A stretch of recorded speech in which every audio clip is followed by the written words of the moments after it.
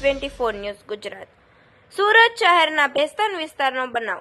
ઊન પાટિયા પાસે અજાણ્યા ઈસમોએ કર્યો હુમલો। ઘરમાં ઘૂસીને મોબાઈલ અને રોકડની લૂંટ કરી ફરાર થઈ ગયા। બે લોકો પર ચપ્પુ વડે હુમલો કર્યો હતો।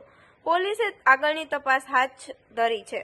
લૂંટ વિથ હુમલાની ઘટના બનતા સ્થાનિક પોલીસ સામે સવાલો ઉઠ્યા।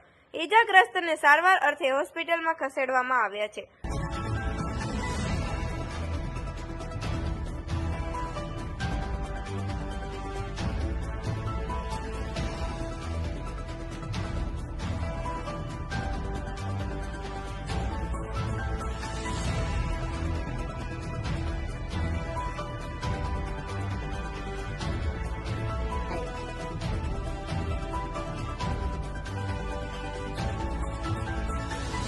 देखते रहिए N24 न्यूज गुजरात। सिर्फ हम तक ही नहीं, सब तक।